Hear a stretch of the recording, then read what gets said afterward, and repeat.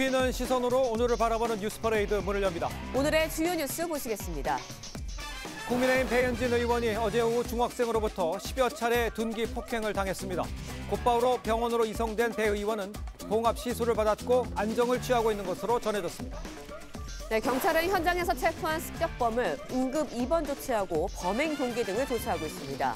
이재명 대표 피습 이후 3주 만에 또 정치인 대상 테러가 발생하자 총선을 앞둔 정치권은 안전대책 마련에 비상이 걸렸습니다. 한국 축구 대표팀이 아시안컵 조별리그 마지막 경기에서 피파 랭킹 132 말레이시아를 상대로 졸전 끝에 3대3으로 비겼습니다. 조 2위로 16강에 진출한 우리 대표팀은 오는 31일 사우디아라비아와 8강 진출을 놓고 경기를 치릅니다. 여야의 이견으로 중대재해법 유예안 처리가 불발됐습니다. 당장 내일부터 식당이나 카페 등 5인 이상 소규모 사업장에서도 중대재해법이 확대 적용되는데 소상공인들은 혼란에 빠졌습니다. 네, 저희는 잠시 뒤에 돌아오겠습니다.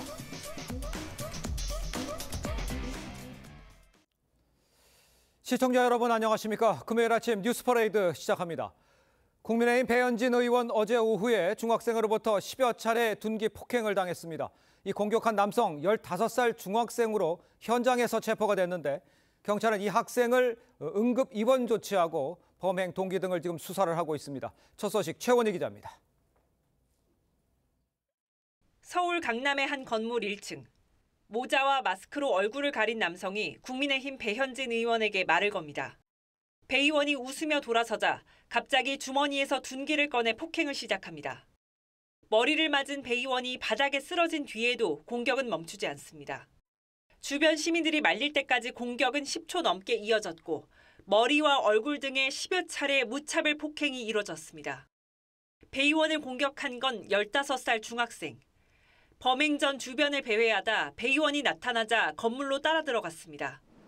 배 의원에게 접근해 배현진 의원이죠 라고 2차례 물은 뒤 바로 공격을 시작했습니다.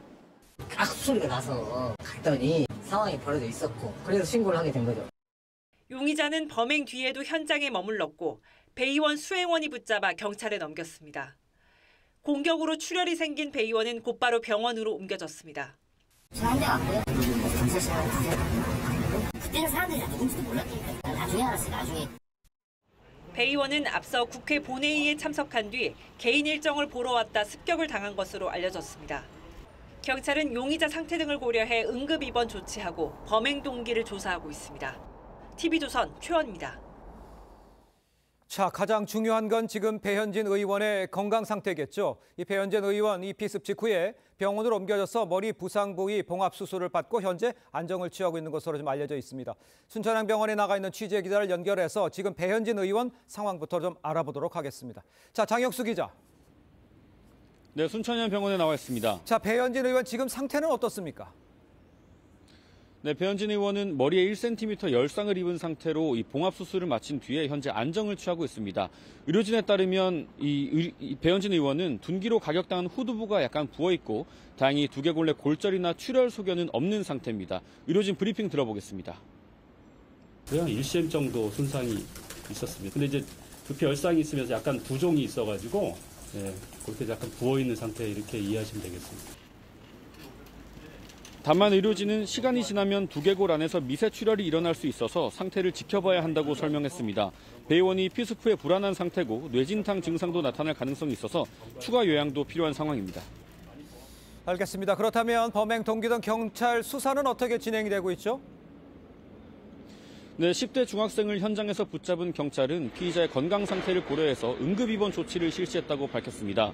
중학교 2학년 남학생으로 알려진 피의자는 범행 전인 오후 3시에서 4시부터 이 현장 주변을 서성였던 것으로 파악이 됩니다.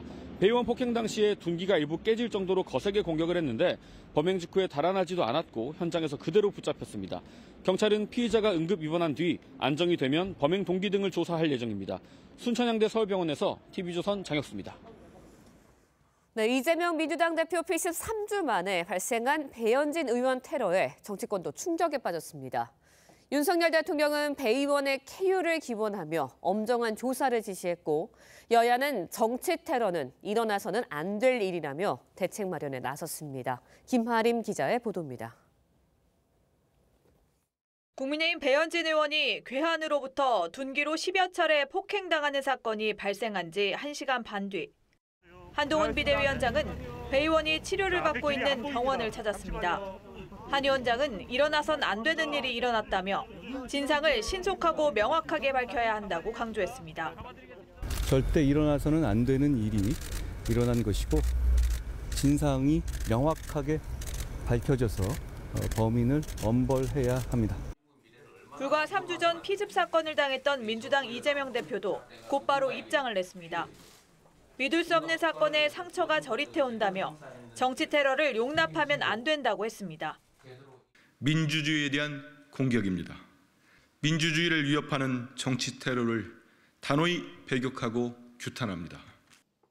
새로운 미래 인재영입위원장을 맡고 있는 이낙연 전 대표도 어떤 이유에서든 폭력은 용납할 수 없는 범죄라고 했고 이준석 전 대표가 있는 개혁신당도 사회적 증오와 갈등을 부추기는 일이 없도록 정치권 전체가 힘을 모을 때라고 했습니다. 국민의힘은 이번 사건을 섣불리 진영 문제나 당의 문제로 판단하지 않고 진상 파악에 먼저 주력할 계획입니다. 총선을 앞두고 정치인을 대상으로 한 피습 사건이 잇따라 발생하면서 대책 마련이 필요하다는 목소리도 나옵니다. TV조선 김하림입니다.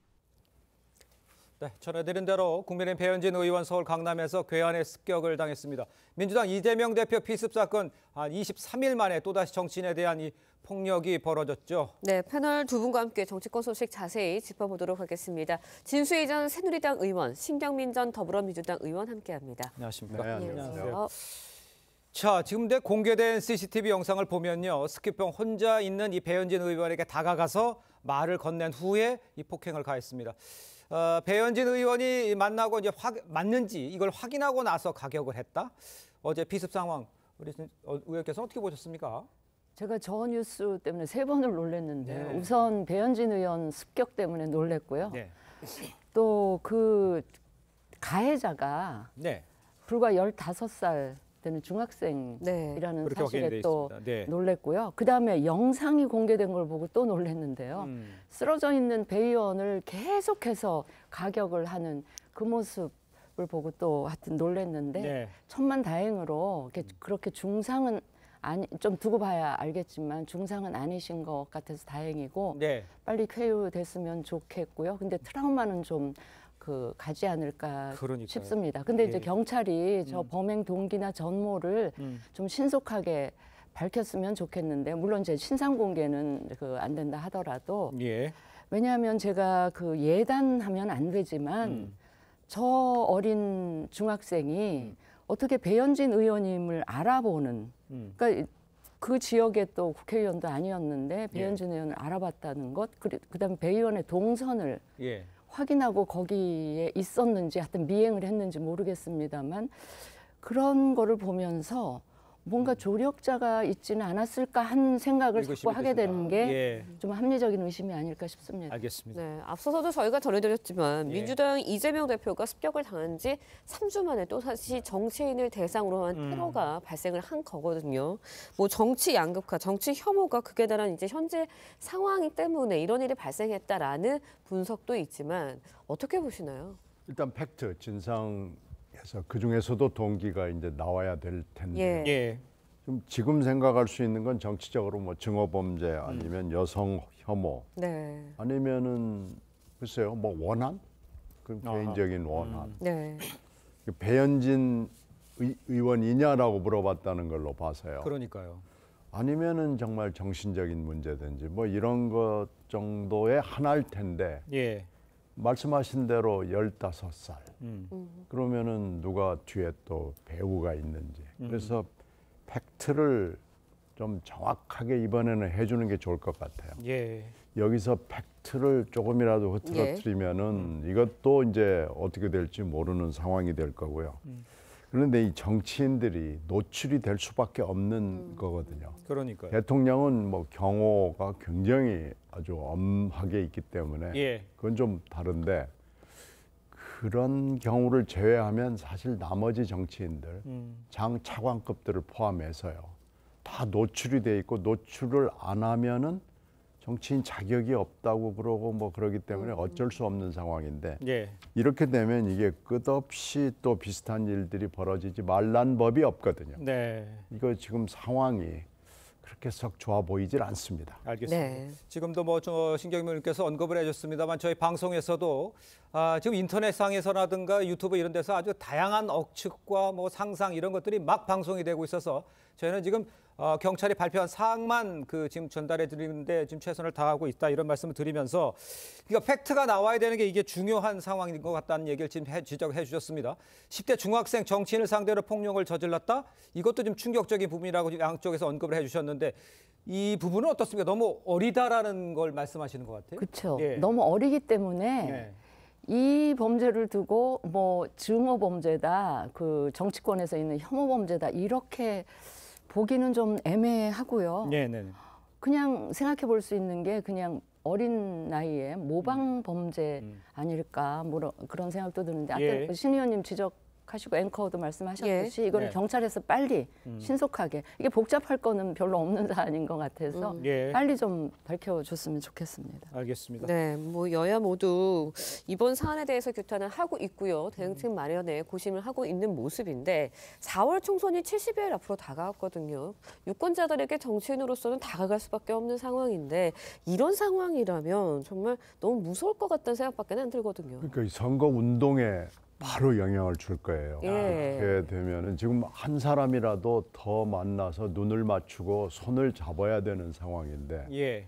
이게 또 다른 사건으로 연결이 된다 그러면은 이번 선거 자체가 위축이 될 수밖에 없는 예. 좀 엄중한 사안으로 판단이 되니까요. 일단 수사가 제일 중요해 보입니다. 알겠습니다. 수사를 확실하게 내는 것이 굉장히 중요해 보입니다. 네. 자, 계속해서 다음 이야기를 좀 짚어보도록 하겠습니다. 윤석열 대통령과 한동훈 위원장 간의 이 불거진 갈등, 이 봉합 수순으로 접어들었지만 아직 불씨는 남아있다 이런 지적도 나오고 있습니다. 원인으로 지목됐던 이 김건희 여사 논란 관련해서 한동훈 비대위원장 발언을 한번 들어보도록 하겠습니다.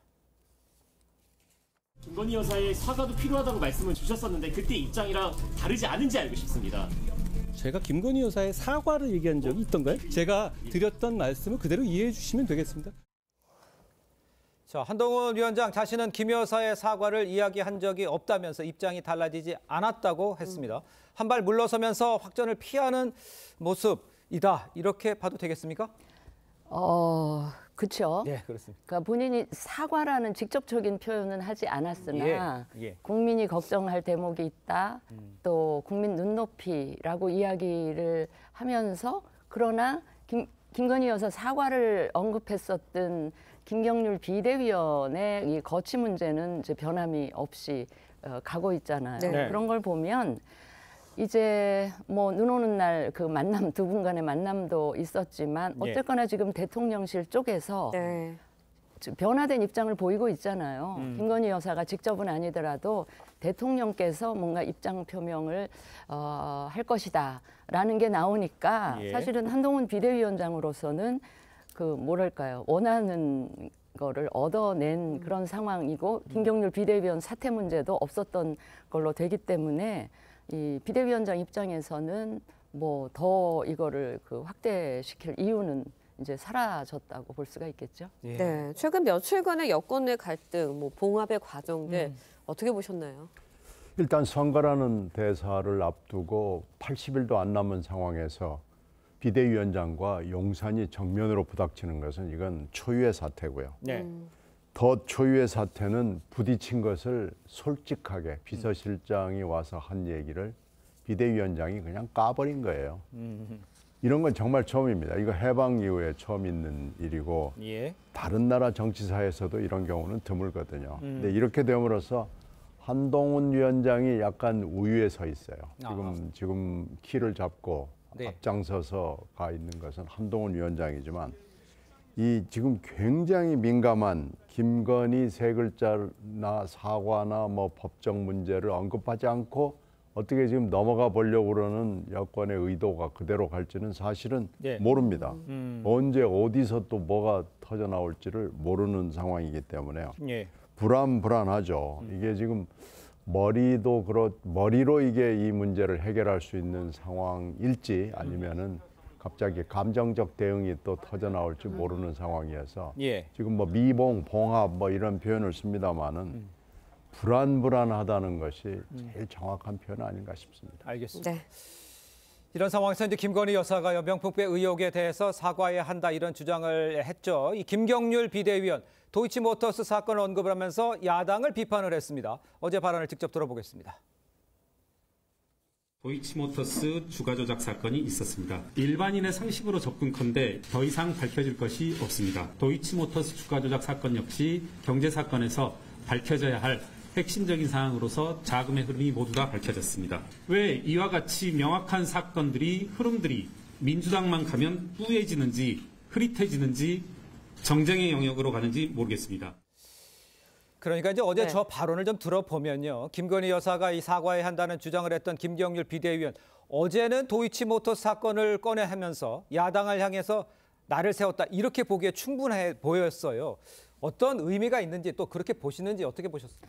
일단은 명품백 사건하고 관련해서는 예. 김경률 비대위원이든 한동훈 비대위원장 쪽에서 뭐 애초에 생각하고 요구했었던 것이 어느 정도 그 관철된 그 시점이기 때문에 예. 이제 이 특검법하고 관련해서는 또 1월 그 임시국회가 거의 이제 끝나갈 텐데 아마도 네. 그 여권에서는 명절, 설 명절 이전에 재표결에 들어가서 이걸 부결시키는 그런 시나리오를 생각할 수 있을 텐데 그것의 연장선상에서 이 특검법하고 관련해서는 이 가방 문제하고는 이제 다르게 접근을 하면서 이거는 야당 쪽에 문제가 있다. 이거는 예. 들어줄 수 없다라는 입장을 좀 다시 한번 재확인하는 그런 그 발언이었던 걸로 봅니다. 네. 근데 이런 발언들이 결국은 김 비대위원의 거취 문제와도 연관되어지는 거 아니냐 이런 지적들도 있거든요. 어떻게 매듭지어질 것으로 보세요? 거취를 뭐 지금을 매듭지는 건 좀 어려워 보이고요. 결국은 마포의 전략공천 문제하고 연결을 해서 자연스럽게 풀어가려고 하는 것이 한동훈 위원장의 생각으로 보여요. 네. 그러니까 김경률 지금 위원도 일단은 거론을 하지 않고 주가 조작 사건도 거론으로 살짝 지금 포커스를 바꾸는 건데 결국은 지금 현재 주가 조작 사건과 명품백 사건은 두 개가 결합이 되면서 막 상승작용을 일으키고 있기 때문에요. 예.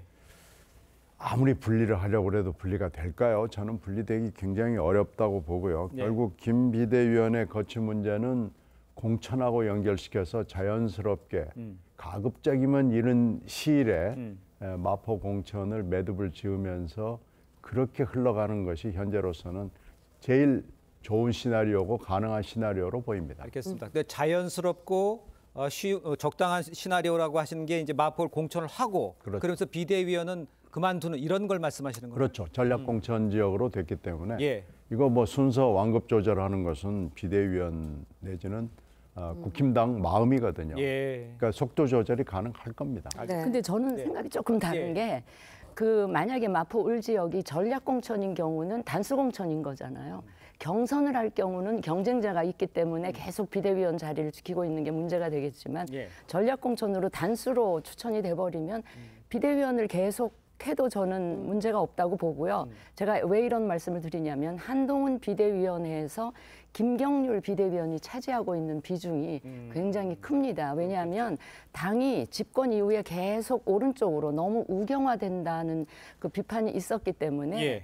이 김경률 비대위원의 존재 자체가 당을 총선 앞둔 당을 조금 중도 쪽으로 끌고 가는 그런 효과가 있기 때문에 네네. 한동훈 비대위 차원에서는 조금 더 총선 조금 더 진행되는 데까지 김경률 비대위원을 거기다 앉혀두고 싶지 않을까 생각이 듭니다. 예, 알겠습니다. 자, 이런 가운데요. 윤석열 대통령이 직접 김 여사 관련 논란에 대해서 입장 표명을 하는 방안을 지금 검토하고 있는 것으로 알려지고 있죠. 글쎄요, 입장 표명 어떤 내용이 담겨야 되는지 또 입장 표명이라고 하는 것이 어떤 의미를 지고 있는지 이걸 좀 먼저 신경명 의원님께서 좀 설명해 주실까요? 입장 표명이라는 게 지금 현재 이 용산에서 기획하고 있는 것은 어떤 특정 언론과의 회견식 그러니까요. 그걸 얘기하는 것 같은데 예. 거의 지금 결정이 되는 것처럼 보도들은 나오고 있죠. 근데 거기서는 일단 경위 설명을 윤 대통령과 김건희 여사 입장에서 얘기를 하겠죠. 네. 그리고 이제 사과 문제하고 법적 처리 문제가 있는데 뭐 대개 보면 이런 사과를 본인이 직접 하면은 뭐 어떤 법적인 거에도 수용하겠다라고 이제 얘기를 하는데 네. 본인이 하지 않고 대통령이 할 경우에는 법적 조치 문제를 넣을지 안 넣을지는 이제 본인들이 결정할 일이기는 해요. 그러나 사과 문제는 들어갈 가능성이 높아 보입니다. 그리고 조치 문제도 들어갈 가능성이 있습니다. 문제 제2부속실 문제랄지 특별감찰관 문제랄지 뭐 이런 것들은 들어갈 수 있겠죠. 예. 근데 이제 문제는 국민들이 그걸 가지고 그래 됐다라고 이제 평가를 할지 안 할지 문제인데요. 예. 야당의 입장에서도 그렇고 일반 국민들의 지금 여론의 추이로 봐서는 절대로 이게 만족할 수 없을 것 같아요. 그래서 물론 윤 대통령 입장에서 또 김 여사 입장에서는 이걸로 좀 끝내줬으면 하는 생각이 들겠지만은 예. 그렇게 흘러갈 수 있을 것 같지가 않습니다. 따라서 이 문제는 계속해서 상승작용을 일으키면서 네네네. 선거 때까지 이걸 가지고 계속해서 시끄러울 것 같고요. 또 특검법 재표결 문제가 있기 때문에 예. 그 문제까지 얽히면서 저는 좀 예측이 힘들다고 봅니다. 끝낼 것 같지 않다 이런 얘기는 무슨 말을 해도 민주당에서는 계속 이거를 공격 포인트로 잡는다 이렇게 해석을 하는 겁니까? 해야 되는 겁니까? 그것도 그렇고요. 예. 민주당이 포인트를 잡는데 민주당 얘기가 이제 뭐 국민들한테 어필을 하지 않으면은 예. 이게 끝나겠죠. 그런데 네. 국민들의 지금 여론으로 봤을 때는 네. 국민들이 그래 잘 됐다, 알아들었다 이렇게 될 것 같지가 않습니다. 예. 네. 제가 한 말씀 꼭 드리고 싶은 게 이미 자락을 깔았죠. 민주당 쪽에서. 죄송합니다. 홍익표 원내대표 쪽에서 이거는 사과로 끝날 문제가 아니다. 이제 입장 표명이 있을 것 같으니까 미리 이제 자락을 깐 건데요. 아마 민주당에서는 더 그 후폭풍을 가져올 수 있는 이런 공격들을 또 감행을 할 텐데 네. 저는 그러면 국민 여론이 어떻게 움직일지 과연 이제 민주당이 우호적일지는 좀 두고 봐야 되고요. 예. 제가 그 입장 표명을 앞둔 대통령실 쪽에 꼭 한 말씀 드리고 싶은 게 이 상황은 대통령 말씀이 메시지보다 어쩌면 메시지만큼이나 중요한 게 저는 태도라고 봐요. 태도나 분위기. 그러니까 같은 말씀을 해도 그 태도나 분위기가 어떠느냐에 따라서 메시지 전달 효과는 굉장히 달라질 수가 있거든요. 그래서 최대한 반성과 사과의 느낌을 담아서 진솔하고 진정성 있게 말씀을 하시되 그 말씀하는 내용 가운데에는 몰카 공작이나 함정 취재 이 부분은 절대 얘기하시지 마시고요. 그 대목은 당에서 이야기하면 되니까 그 대통령 말씀에서는 그 부분은 빼고 그냥 그 죄송하게 됐다, 미숙했다. 그때는 아직 사저에 머무르던 때라 좀 경계심이 느슨했다. 뭐 이런 식으로 하시면 좋겠습니다. 알겠습니다. 진수 의원님, 그러니까 국민의 눈높이에 맞춰서 이야기를 해줬으면 좋겠다 이런 뜻으로 좀 이해를 할 수 있을 것 같습니다. 다음으로 민주당 소식 짚어보겠습니다. 민주당 어제 이 사실상 단독으로요 행정안전위를 열어서 이재명 대표 피스과 관련해서 경찰을 추궁을 했습니다. 그 모습 보고 이야기를 이어가도록 하겠습니다. 등산용 나이프를 이렇게 갈아서 범행도구로 쓴 것과 과도를 구분할 수 없을 정도로 이렇게 무능력합니까? 그 정도로 인지 능력이 없습니까? 경찰 동료들이 굉장히 좀 자괴감을 느낄 수 있는 그런 비하성 그런 말씀을 의도하시지는 않으셨겠지만 그런 내용들이 좀 일부 있었던 거에 대해서 좀 정정 또는 한번 이렇게 유감 표명을 해주시는 게 어떨까 싶어서. 네, 민주당 의원들이 이제 경찰 수사의 의혹을 제기하다가 비하성 발언까지 해서 윤익은 경찰청장이 정정을 요구하는 모습까지 나오거든요. 어떻게 보셨나요? 이게 지금 아까 배현진 그 비습 사건에서도 똑같은 얘기를 했습니다. 팩트가 중요하거든요. 근데 이 경찰이 팩트 부분에 있어서 80명에 가까운 수사본부를 차려놓고도 팩트 부분에 있어서는 시원하게 얘기를 못했어요. 이것 때문에 경찰에 업보가 있는 겁니다. 물론 이재명 대표가 피습 이후에 서울대학병원 전원이랄지 헬기 이용이랄지 그리고 그 이후에 또 브리핑이랄지 이런 면에서 많은 실수를 저질렀어요. 이건 이재명 대표가 잘못한 거예요. 근데 경찰도 별로 잘한 게 없어요. 모든 것을 다 그냥 애매모호하게 덮어버리고 법으로 피난처를 삼아가지고 이렇게 하는 것은 경찰이 분명히 잘못했습니다. 경찰이 만약에 이것을 조금 부담이 된다고 하더라도 이건 단독 범행이다라는 것을 부각을 시키면서 설명을 충분히 네. 해줬으면 오늘날 이렇게 안 되죠. 네, 알겠습니다.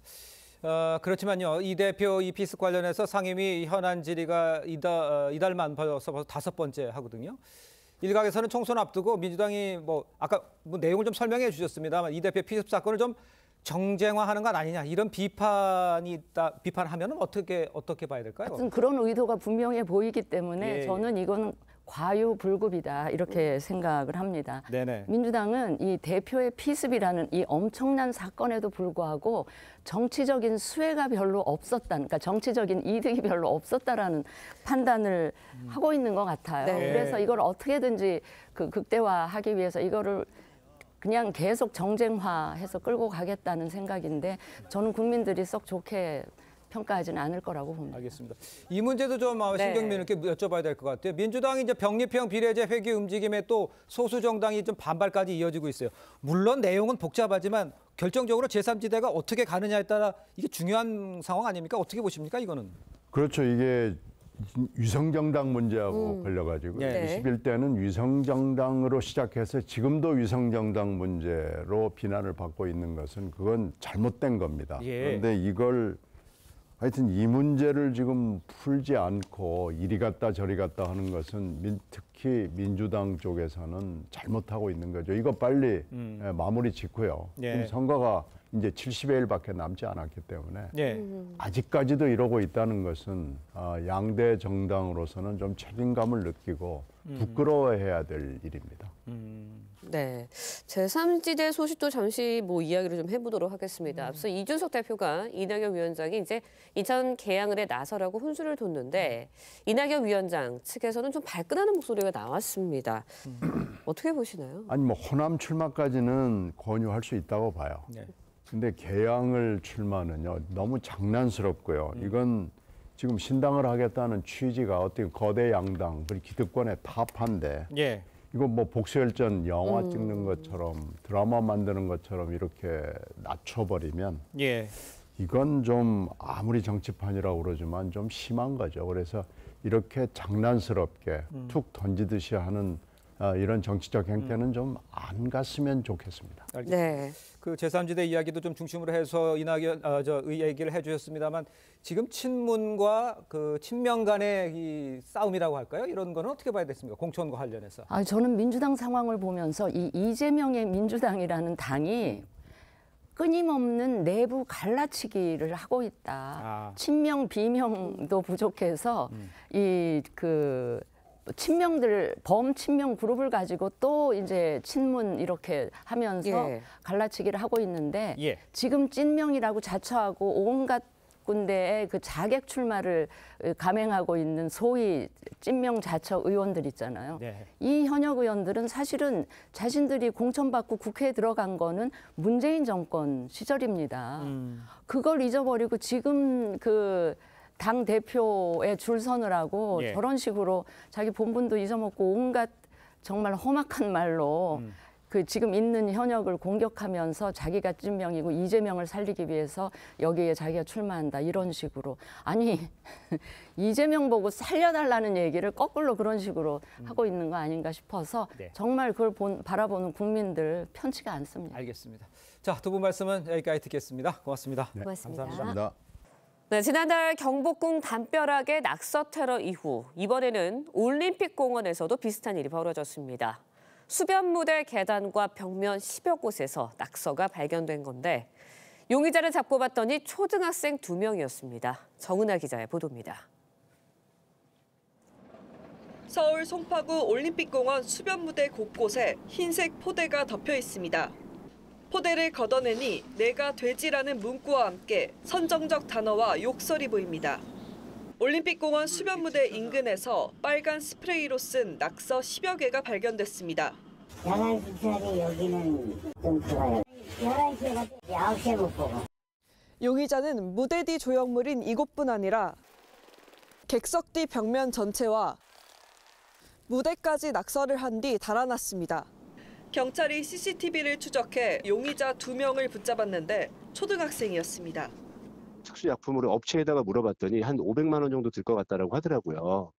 지난달 16일 10대 2명이 경복궁 담벼락에 낙서를 한 데 이어 낙서 테러가 잇따르고 있습니다. 하지만 경복궁 낙서 테러 배후인 일명 이 팀장은 여전히 잡히지 않았습니다.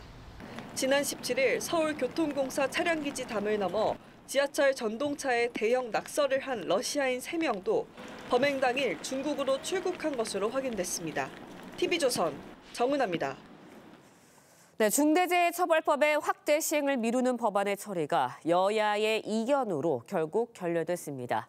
당장 내일부터 식당이나 카페 등 5인 이상 사업장에서도 근로자가 다치거나 숨지는 사고가 발생하면 사업주가 처벌을 받게 되는데요. 노동계는 환영했지만 소상공인들은 대책이 없다며 혼란에 빠졌습니다. 장혁수 기자의 보도입니다. 인천 계양의 산업단지에서 40년째 특수차량 제작업체를 운영하고 있는 A씨. 직원 5명을 고용하고 있어 중대재해처벌법이 적용됩니다. 법 시행을 앞두고 안전에 더 신경 쓰고 있지만 사고가 발생해 사업주가 처벌되면 어쩔 수 없이 문을 닫게 될 거라고 우려합니다. 개인적으로 보험을 다 넣어놨었어요. 보험도 넣어놓고 하는데도 불구하고 사장이 구속이 되고 사람이 다쳤을 때는 누가 일을 주겠냐 그거지. 식당이나 카페 등 소규모 자영업자들은 법 적용 대상인지 어떻게 대비해야 하는지 잘 모르는 경우도 많습니다. 어떤 내용이 잘 모르기도 하고 그냥 페널티를 준다면 툭툭을 다 많이 되는 부분이 참 중대재해라고 하는 건데 사업장에서 죽거나 어쨌든 간에 장애를 입거나 뭐 그런 상황에서 그거를 적용을 하는 건데 그거를 일반 빵집이나 일반 식당에 적용하는 건 문제가 있다고. 사정이 이렇자 사업주에게 사고 보상에 대비한 보험 가입을 유도하는 공포 마케팅도 등장했습니다. 회사 직원이 출퇴근을 하다가 다칠 수도 있잖아요. 뭐 교통장애가 있을 수도 있잖아요. 그것도 다 이게 산재거든요. 이번 확대 시행으로 법 적용 대상이 된 업체는 전체 사업장의 24%인 83만 7천 곳, 근로자는 800만 명에 달합니다. 노동계는 근로자의 권리를 보호할 방안이 마련됐다며 환영의 뜻을 밝혔습니다. 적용이 됐었어야 되는 게 유예되어 있는 상황이기 때문에 당연히 적용해야 되는 거 안 한다라고 하면 이제 문제가 되는 거죠. 노사의 희비가 엇갈리는 가운데 전문가들은 당분간 노동 현장의 혼란은 불가피할 것으로 내다봤습니다. TV조선 장혁수입니다. 네, 전해드린 대로 중대재해처벌법 이 확대 시행 2년 유예가 이제 불발이 되면서 이 법이 5인 이상 중소사업장으로 지금 확대 적용됩니다. 네, 관련 내용 장유미 변호사, 송영훈 변호사와 함께 자세히 짚어보도록 하겠습니다. 안녕하세요. 안녕하세요. 반갑습니다. 자, 이제 당장 내일부터 5명 이상을 고용한 이 동네 식당, 빵집, 미용실 중대재해법에 적용이 된다는 겁니다.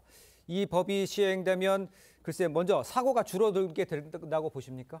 글쎄요. 적용 대상이 확대된다고 해서 그 중대재해 자체가 감소할지는 의문이 든다는 지적이 많이 있습니다. 네. 왜 그러냐면요. 일단 중대재해법상의 그 중대재해라고 하는 건요. 산업안전보건법상의 산업재해 중에서 사망자가 1명 이상 발생하거나 네. 동일한 사고로 6개월 이상 치료가 필요한 부상자가 2명 이상 발생하거나 또 대통령령으로 정하는 직업성 질병자가 동일한 유해 요인으로 1년에 3명 이상 발생할 때 이럴 때 우리가 중대재해처벌법에 적용 대상이 되는 중대재해가 됩니다. 네. 근데 이 법의 시행으로 중대재해가 정말 감소했다면은 실제로 시행 전과 시행 후를 비교했을 때 그 적용 대상에서 사망자가 줄어들었어야 되겠죠. 예. 그런데 2022년 1월 27일에 시행이 됐기 때문에 2021년 사망자와 2022년 사망자를 비교해 보면은 이 중대재해법이 적용된 50인 이상 사업장에서 그 사망자가 오히려 3.2% 증가했습니다. 전체로 보면은 사망자가 감소했지만 예. 이것은 50인 미만 사업장에서 오히려 10.8%가 감소했거든요. 예. 이 결과는 사실은 2022년에 코로나나 경기 침체 등으로 그 소규모 사업장이 많이 영업을 줄이거나 문을 닫았기 때문이라는 그렇겠죠. 지적이 있습니다. 예. 네, 중대재해처벌법, 뭐 중노동계 입장에서는 네. 당연히 필요한 법입니다. 하지만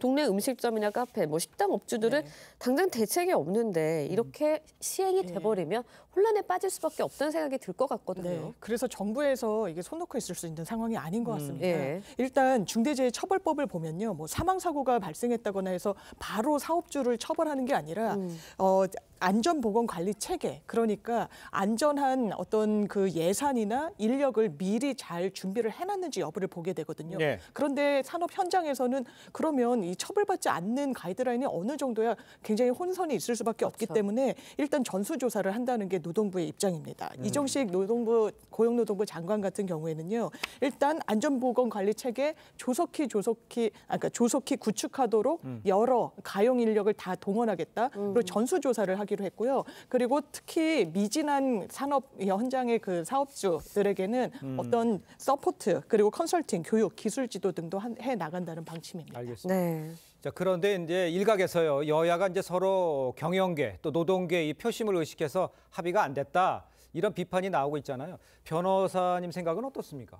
그 여야가 합의가 안 된 것은 일단 매우 안타까운 일이죠. 예. 국민의힘에서는 이게 작년 9월에 그 50인 미만 사업장에 대해서 중대재해법 적용을 유예하는 개정안을 발의를 했습니다. 예. 그러자 이제 야당인 민주당에서 요구를 한 사항이 3가지가 있습니다. 첫째는 법 시행 준비가 제대로 안 됐다는 정부의 사과, 그다음에 향후 2년간 재해 예방 준비 계획과 예산 지원 방안을 발표할 것. 그다음에 세 번째로 2년 후에는 반드시 시행한다는 정부와 경제단체의 어떤 공개적인 그 선언을 3대 조건으로 요구를 했습니다. 네네. 당정이 협의를 해서 이것을 모두 수용하기로 했었는데요.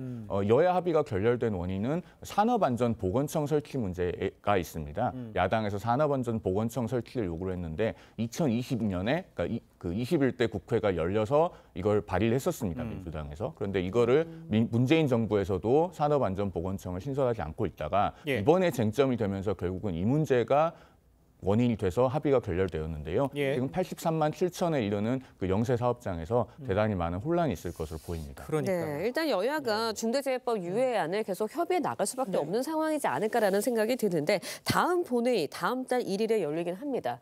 처리될 가능성이 있습니까? 일단 처리를 해야 될 것 같습니다. 산업 현장의 네. 혼선이 좀 크고요. 맞아요. 그래서 민주당 측에서는 네. 다음 달 1일 열리는 본회의가 사실상 마지노선이다. 이때 중대재해처벌법 유예 개정안에 부칙을 붙여서 같이 협의를 한 이후에 통과시키자라는 입장입니다. 알겠습니다. 자, 다음 이야기도 좀 짚어보겠습니다. 한 달 전 이 경복궁 담벼락 낙서 테러에 의해서 이번에는 올림픽공원 조형물에 스프레이 낙서가 발견이 됐어요. 근데 놀라운 게 이 초등학생들이 벌인 일이라는 거 아니에요? 그러게 말입니다. 예. 이게 지금 그 경복궁에서도 지난번에 이런 일이 발생했고 올림픽공원에서 또 발생이 됐는데 이게 이제 그 올림픽공원에서 낙서가 된 담벼락이나 어떤 무대 시설 이런 것들이 그 서울시가 관리하는 공용물이라고 하면은 형법 제141조 제2랑 공용물건 손상죄로 처벌이 될 수 있습니다. 예. 그래서 법정형은 이제 7년 이하의 징역 또는 1,000만 원 이하 벌금이고요. 양형 기준상으로는 기본 영역이 징역 6개월에서 1년 6월입니다. 다만 이제 이 행위자들이 초등학생이기 때문에 만 14세 미만 형사 미성년자에 해당돼서 직접적인 처벌을 받지 않을 것으로 보입니다. 네, 초등학생들이 벌인 일입니다. 비용 등의 책임 누구한테 물을 수 있는 건가요? 그러니까요. 형사처벌은 지금 짚어주신 대로 어려운 측면이 있어서요. 예. 민사 손해배상으로 부모에게 이 아이들을 제대로 관리 감독하지 못한 책임을 물을 수 있어 보입니다. 예, 알겠습니다. 자, 두 분 말씀 여기까지 듣겠습니다. 고맙습니다. 감사합니다. 감사합니다.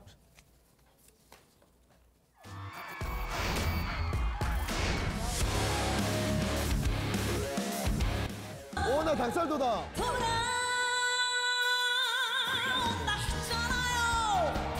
이미 떨어져 버린 그대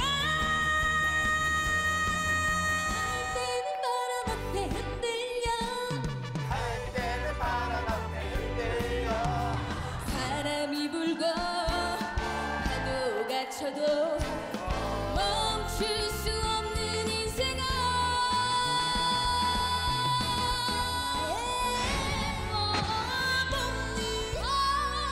데스매치 지는 진짜 대단하다. 네, 보신 대로 지난주에 이어서 미스터 3 1대1 데스매치에서 예측불허의 무대가 이어졌습니다. 네, 어떤 무대가 눈길을 사로잡았을지 최보윤 조선일보 기자와 함께 자세히 짚어보도록 하겠습니다. 안녕하세요. 안녕하세요. 예. 자, 먼저 미스터 3 이 센 언니들이죠. 이 풍금과 이 천가연의 리턴 매치 무대부터 보고 이야기를 이어가겠습니다. 있잖아요. 겨울 지나 벚꽃 피는 봄날에 돌아온다 했잖아요. 이미 떨어져 버린 그대 찢어지는 아픔을 느껴야 하나요.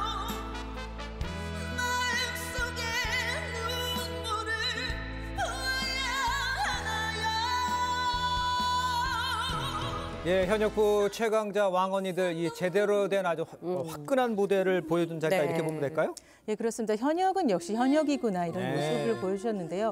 좀 이렇게 그 전에 영상에서도 굉장히 넉살 있고 그런 모습이었는데 네. 어제는 이렇게 풍금 씨도 고음에서의 또 여신일 수 있구나. 천가연 씨는 이전에 로커 활동을 했기 때문에 네. 고음은 뭐 워낙 대단하다는 걸 알 수 있었는데 발성이나 여러 가지 분위기 면이나 노래를 갖고 노는 그런 면에서 진짜 이렇게 부르는 것이 현역의 그런 여유와 연륜과 그리고 노래의 장단과 이런 것을 한꺼번에 보여준 무대였습니다. 네. 풍금 씨가 이제 그 조금 아쉬웠어요. 그랬는데도 예. 뭐 누구 하나 진짜 뭐 이렇게 뭐라고 할 수 없는 무대였습니다. 네. 그런가 하면 1라운드진 배아현과 2라운드진 오유진의 맞대결이 성사가 되면서 미리 보는 결승전 무대도 펼쳐졌습니다. 영상으로 만나보고 이야기 이어가겠습니다.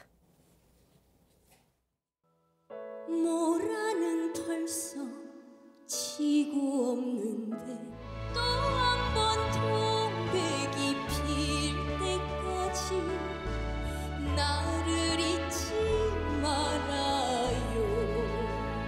부를수록 먹먹한 그 이름 엄마 엄마 엄마 엄마 엄마 제발 아프지 마세요.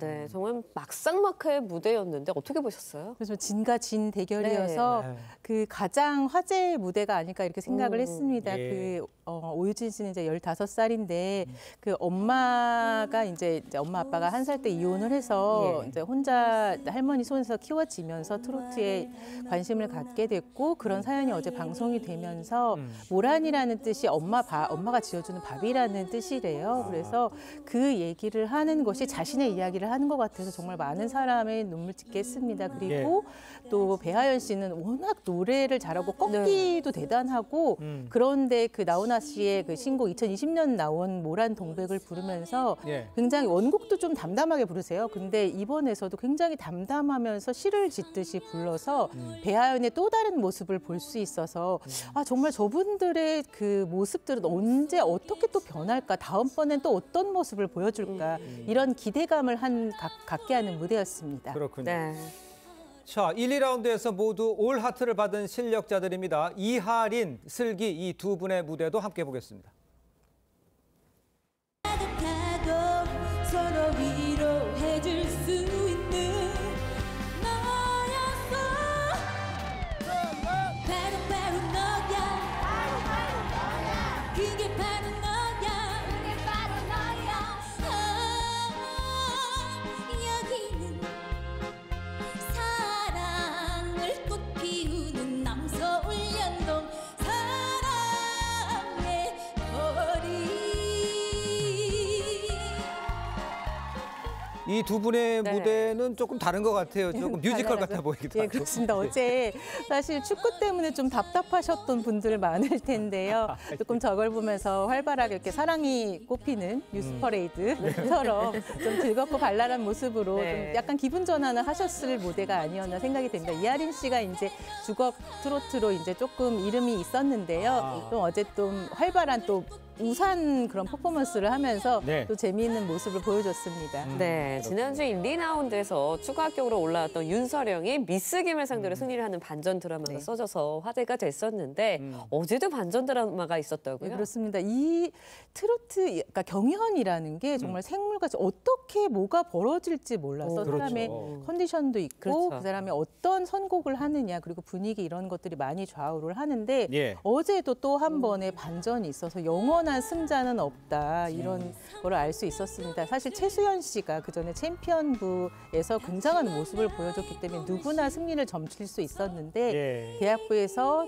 계속 추가 합격으로 올라온 정슬 씨가 이전에 못 들어본 아주 매끄러운 목소리로 노래를 불러서 정말 좀 사람들이 새로운 다크호스의 등장이다 이런 느낌을 자아냈습니다. 사실 그 최수연 씨가 아씨라는 노래가 이 전에 대회에서 우승을 했던 지역 노래자랑 대회에서 우승을 해준 노래라서 굉장히 좋아했던 분도 많았던 것 같아요. 실시간 댓글 같은 거에서는. 그러나 또 새로운 목소리, 새로운 얼굴에 또 반응하는 게 또 경연이기 때문에 또 지금 아직 중반까지밖에 안 왔잖아요. 그래서 어떤 모습을 또 보여줄지 또 계속 새로운 경연자들이 나와서 진짜 정말 이번처럼 누가 정말 1등이 될지 누가 올라올지 탑7이 누굴지 이렇게 잘 모를 것 같은 거는 좀 처음인 것 같습니다. 이런 상황에서 이제 대결이 계속 이어지면서 인기몰이를 하는 사람도 있고 두각을 나타낸 분도 있는 상황이에요. 그래서 이제 온라인 투표 현황을 좀 짚어보면 지난주에서 이 빈예서양 2주 연속 1위라면서 인기는 계속되는 모양이에요. 그렇습니다. 빈예서양은 이게 뭐 천재라는 말을 뭐 어디다 쓸까 하면 빈예서가 바로 생각이 나죠. 그 모정의 충격이 아직도 잊혀지지 않는데요. 근데 그런 정통만 잘할 줄 알았더니 도련님에서 깜찍하게 연기까지 하고 그래서 그런 모습들이 이게 대중을 굉장히 많이 움직인 것 같습니다. 그래서 빈예서가 갑자기 혜성처럼 나타나서 이 미스트롯 3를 굉장히 움직이고 있고요. 그 다음에는 오유진 씨, 그리고 정서주 씨, 김소연, 배아연, 미스김, 그리고 복지은 그 성악가 나로 고음이라고 하죠. 지난번에 좋은 모습을 보여줘서 복지은 씨가 7위를 차지하면서 또 계속 판도를 바꾸고 있습니다. 이건 온라인 투표 현황만이죠? 네, 매주가 정말 기대가 되는데 다음 주 이야기도 해봐야 될 것 같습니다. 1대1 데스매치가 마무리되면 메들리 팀 미션에 돌입하게 된다고 하는데 어떻습니까? 마지막에 조금 보여주셨어요. 정말 누가 최종적으로 사실 어제 점수는 좀 나왔지만 어제 그제 이제 지난번에 점수는 나왔지만 추가 합격자가 또 있기 때문에 어떤 팀이 구성되고 어떤 팀으로 어떤 노래를 할지 사실 메들리는 여태까지 많이 보여줬기 때문에 공연에서 메들리를 할 수 있는 좀 즐거운 노래랑 슬픈 노래랑 구성력과 스토리를 어떻게 담아내느냐의 그런 탄탄한 팀 능력을 볼 수 있거든요. 근데 아마 또 생각하시지 못할 레전드 무대가 나올지 않을까. 정말 명실상부 레전드 무대가 나올 거라고 생각합니다. 왜냐하면 메들리를 하고 또 거기서 여왕전이 하나 또 있기 때문에 다음 주 아마 다다음 주 정도에 좀 기대를 하셔도 되지 않을까 이런 생각이 듭니다. 알겠습니다. 기대를 해보도록 하죠. 오늘 말씀 여기까지 듣겠습니다. 고맙습니다. 고맙습니다. 남미 콜롬비아에서 전국적으로 500여 건에 달하는 동시다발 화재가 발생해 비상이 걸렸습니다. 네, 최근 계속되고 있는 고온 건조한 날씨 때문이라는데 대부분이 산불이라 심각한 생태계 피해가 우려되고 있습니다. 이정민 기자의 보도입니다. 늦은 밤 산 능선을 따라 산불이 번집니다.